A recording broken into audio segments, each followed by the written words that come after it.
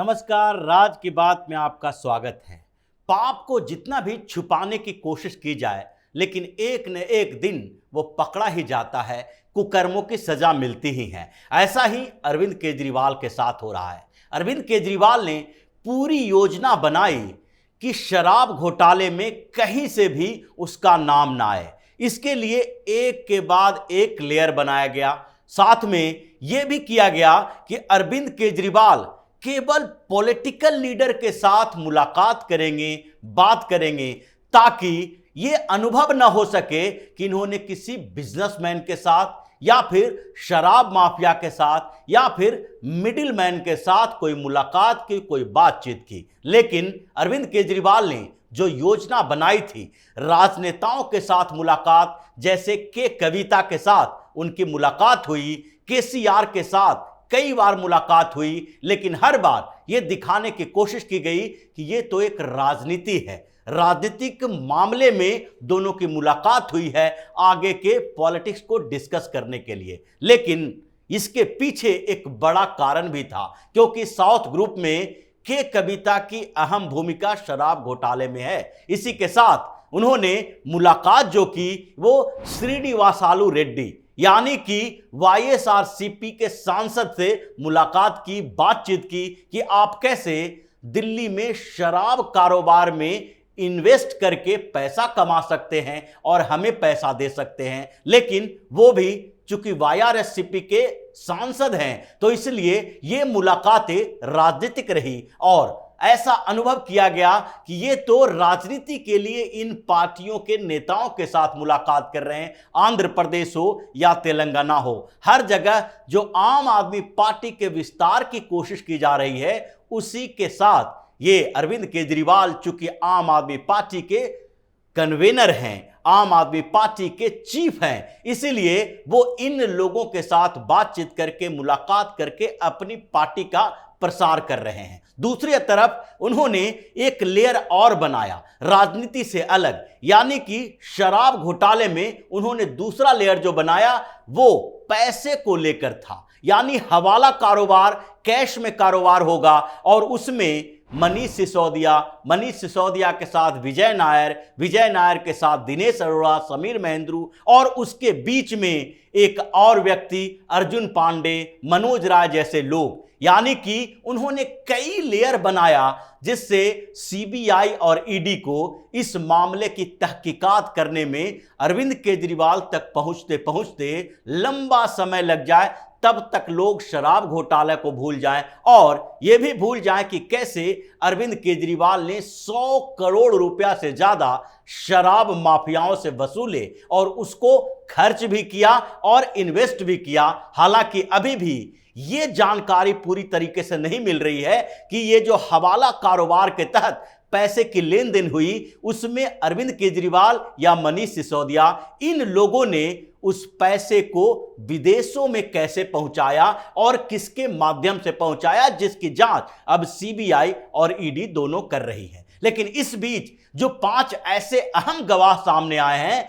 जिसके माध्यम से यह पता चला है कि इन लोगों ने अपने कमीशन भी लिए, हवाला कारोबार भी किया और हवाला रैकेट के जरिए अरविंद केजरीवाल तक 64 करोड़ रुपए से ज्यादा की रकम पहुंचाई है। उसमें से पहला नाम जो सामने है वो है अमनदीप सिंह ढल का। अमनदीप सिंह ढल जो कि ब्रिंडको स्पिरिट के मालिक हैं, उन्होंने इस पूरे शराब माफियाओं को अपने साथ लाने के लिए कोशिश की थी और इसलिए जब ये शराब माफिया इकट्ठा हुए तो उसको एक भूमिका और दी गई कि इन लोगों से पैसा कैसे इकट्ठा किया जाए, क्योंकि एक तो साउथ लॉबी काम कर रहा था और दूसरा दिल्ली के कुछ और लोग थे जिसको इसमें इन्वॉल्व किया जा रहा था कि पंजाब, चंडीगढ़, दिल्ली ऐसे जगहों से जो शराब माफियाओं से वसूली की जाएगी, जो होलसेलर से वसूली की जाएगी, वो पैसा कैसे इसके पास आएगा। और इसलिए अमनदीप सिंह ढाल का नाम भी सामने आया है सीबीआई के चार्जशीट में और ईडी भी इस बात के लिए इंक्वायरी कर रही थी कि यह मिडिल मैन की तरह कैसे अरविंद केजरीवाल को पैसा पहुंचाता था। इसमें कैश और हवाला कारोबार का जिक्र किया गया है, जिसमें साफ तौर पर पता चला है कि अमनदीप सिंह ने अरविंद केजरीवाल तक पैसे पहुंचाए हैं और इसके लिए 7.68 करोड़ यानी लगभग 8 करोड़ रुपया इसने अपने कमीशन के तौर पर लिए हैं। यानी जब 8 करोड़ रुपया केवल कमीशन की कमाई है तो फिर वहां तक पहुंचाने वाले जिसके पास पैसा पहुंचाया गया वो पैसा कोई 5-10 करोड़ रुपया नहीं होगा, यानी कम से कम तो 25 से 30 करोड़ रुपए इसने सीधे विजय नायर, मनीष सिसोदिया, अरविंद केजरीवाल इन तीनों के इस जो जाल बना हुआ था, नेटवर्क बना हुआ था, वहां तक किसी न किसी आधार पर पहुंचाया है और उसी के लिए इसने लगभग 8 करोड़ का कमीशन लिया है। और अब ये सीबीआई और ईडी के चंगुल में है, जिसने ये बताया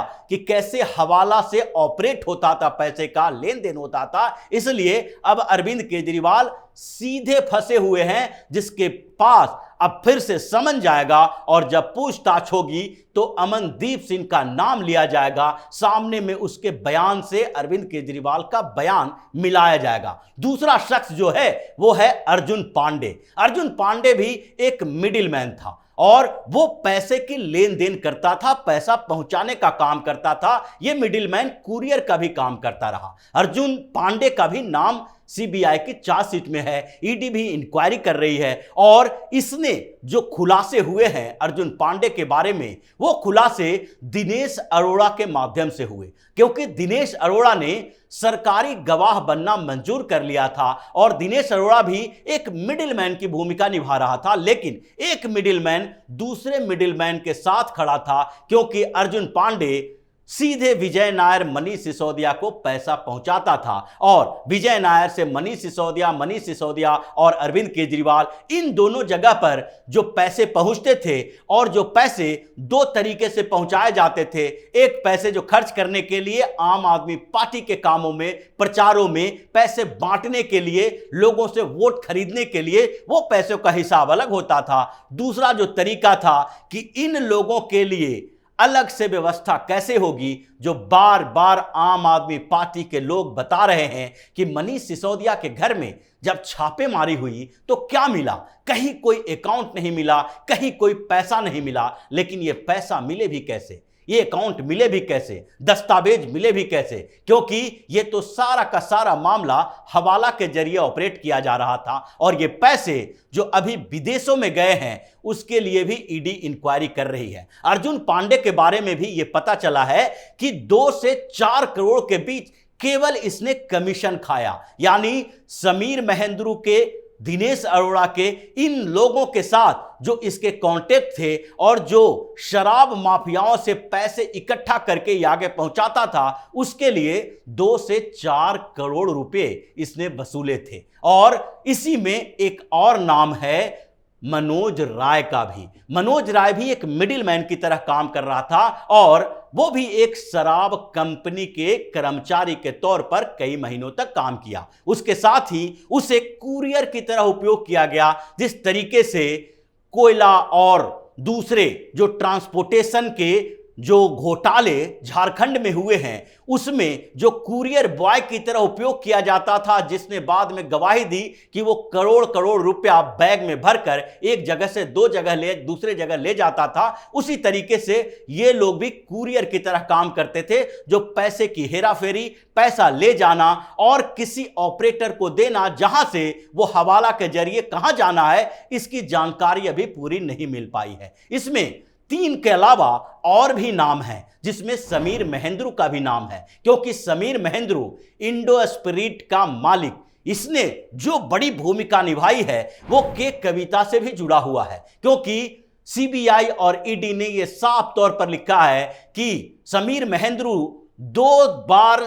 बातचीत और मुलाकात के कविता से किया था। पहले 2021 में उन्होंने के कविता से मुलाकात की और उसी समय विजय नायर भी समीर महेंद्रू से मुलाकात कर रहा था। समीर महेंद्रू वो शख्स था जिसको साउथ ग्रुप में महत्वपूर्ण भूमिका निभाने के लिए कहा गया था और इसलिए समीर महेंद्रू को यह भरोसा नहीं हो रहा था कि विजय नायर जैसे नए नए लड़के कैसे इन पूरे मामले को डील कर सकते हैं, एक्साइज पॉलिसी हमारे फेवर में बना सकते हैं। इसलिए उस भरोसा के लिए अरविंद केजरीवाल ने पहले तो फेस टाइम पर उससे खुद बात की, लेकिन जो वीडियो कॉल के माध्यम से बातचीत हुई उससे भरोसा कमजोर रहा, पूरी तरीके से नहीं हो पाया। इसलिए एक और गारंटर चाहिए थी और उस गारंटर के तौर पर के कविता की भूमिका सामने आई, क्योंकि वो तेलंगाना के मुख्यमंत्री केसीआर की बेटी हैं, एमएलसी हैं, और ऐसे में उनका महत्व जो साउथ ग्रुप के लिए है वो अरविंद केजरीवाल से कम नहीं हो सकता। वो गारंटर के तौर पर सामने आई और के कविता से